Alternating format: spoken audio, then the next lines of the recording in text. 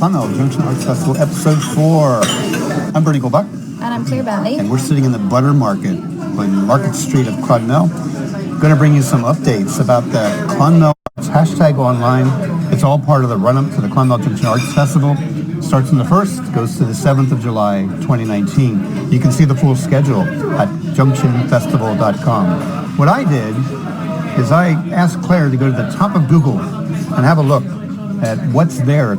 What do you find if you're looking at the Tipperary Live website for the Junction Festival? What does tipperarylive.ie show is the most prominent thing today? I was asking Google for the Junction Festival and the Tipperary Live website. What is the most prominent thing about the Junction Festival on tipperarylive.ie today? Well, when you search for Junction Festival on the Tipperary Live website, the top ranked item is about the Laneway project.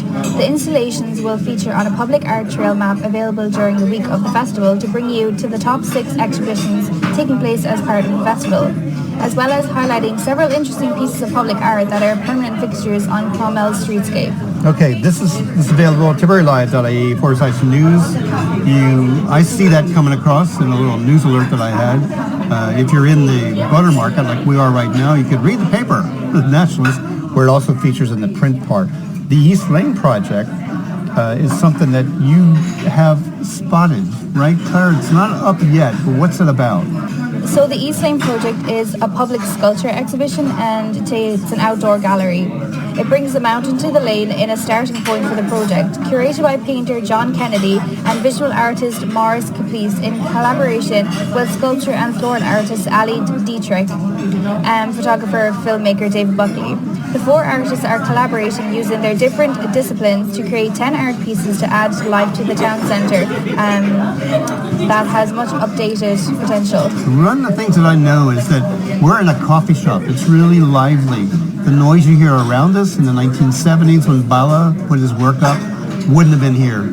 Coffee shop wouldn't have been here. Coffee shops are new to this century, really. But you would have heard anvils. Ghost Anvil 27 is a sound installation that you can hear. Danny McCarthy's putting together. He's a lecturer in sound art in the School of Music and Drama at UCC. And according to Tipperary Live, he's told them that he's been interested in acoustical ecology and sounds that are disappearing from our society. So who knows, in 60 years, you might not hear the sound of espresso machines. I don't know. You definitely can't hear the sound of an anvil. It was once the loudest and most prevalent sound in every town, in every village of Ireland. And you can hear it during the Arts Festival in Sherlock's Lane, just off the main car park.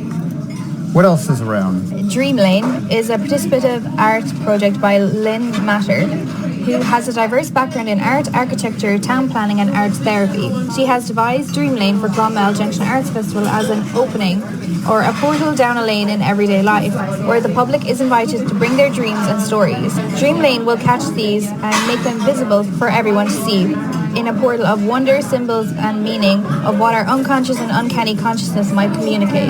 Now, that Dream Lane will roll up at the end of this festival. This will run from the 1st to the 7th of July, but there will be other artwork on permanent display throughout the town. We covered that in the last episode. Here's what we were saying about the sculpture and the visuals you'd spot around Clonmel all around the year. To the LIT campus, there's a big structure there. And then the Showgrounds Shopping Center has a map that'll show you more about part of the festival called Down the Lane. Down that lane and onto the quay, you'll spot another piece of sculpture, right, Claire? Yeah, there's a Bobby Blunt sculpture down there. It's very interesting. It's basically comprised of a few pieces, and when they line up correctly, you can look through them to see the view of Clonmel. That's a discovery point, but you should stop at that sculpture and take a picture of yourself through that. It's better than an Instagram selfie. There are several murals around town. Claire, what's your favorite one? I like the one outside of Gleason's on the wall. It changes every now and again, so it's never the same. And I do bike maintenance, so Worldwide Cyclist has a really big one. It's not theirs, but it's across the street near the old Scotch Hall. Okay, also prominent around the Arts Festival, when looking up tipperarylive.ie on Google, would be the man himself, Robert Bala. He first painted these near life-size photorealist images of people looking at contemporary art in the early 70s. That's when he did the work here in Clonmel. Instantly popular series, well received, and it was critically acclaimed around the arts world. His Clonmel exhibit was called People and a Frank Stella. It was commissioned for the inner walkway leading through what was originally the five-star supermarket on Gladstone Street in Clonmel. It remained in place when future stores Quinsworth, Crazy Prices and lastly Tesco occupied the location. People like looking at people, looking at art. It's like people watching except painted in still art. Very much in keeping with the festival motto this year, look up. Because what you see when you look at the big art is little people looking up at big art. Yeah. Bala used the fellow artist Frank Stella's notched D. He upended it to make it a unifying and lengthy composition. It's a stunning piece of work. The installation was actually designed to compete with the wear and tear of supermarket trolleys, bicycles, and the general traffic coming and going through the shopping centre. The pieces are actually in restoration at the moment to be hung up at the Showground Shopping Centre. It was one of the first collections which led to Robert Bala being sought after for future commissions in the world and galvanised his status as an artist as well as an illustrator. Yeah, if you're going to the showgrounds, you got to see that artwork. You can't miss it. You can also see Instagram contest winners. There was a contest in May and June. The hills are on our doorstep, are green too. And the exhibition, now framed Instagram images, celebrates Clonmel's beautiful scenery. The top images are collected and framed by artisan frames, exhibited throughout the showgrounds. The Clonmel Showgrounds are a partner with the Junction Festival and the showcase location for Robert Bala's art. You can enjoy coffee chats in the showgrounds at 3 locations.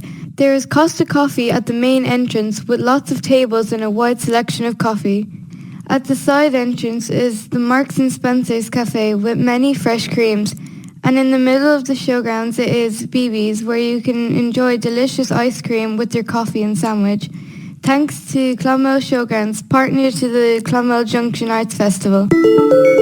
Claire, above those exhibitions, on the upper reaches of the car park on the eastern side, there's a special building. Can you describe it for us? Yeah, so on the upper car park on the east side, there's a solar studio. The solar studio was made to further celebrate local creativity. An artist cabin will be situated on the upper car park for the festival. Launched in May 2019, the Solar Studio Company is the brainchild of Clonmel's Martin Carey and Pat O'Donnell, who have designed and constructed Ireland's first solar-powered office and life space. These solar studios are a nice work-life balance, truly environmentally friendly, they're comfortable, they're convenient, and cost-effective. So if I was a creative, I'd like that kind of a thing. And I think if you visit it, the upper part of the car park in the showgrounds, you'll see it's an ideal artist studio and would have a lot of other applications. There's an event taking place at the Solar Studio called the Air Painting. People can drop by the Solar Studio at the artist cabin, see the cabin itself and the artists at work to showcase their art and to answer questions. There will also be an opportunity to pick up a paintbrush as the stag group will host morning plein air painting sessions, open up to all and are meeting at the artist cabin. Families can participate in daily afternoon art workshops and join in the creative fun. You might hear a public piano that's also set up.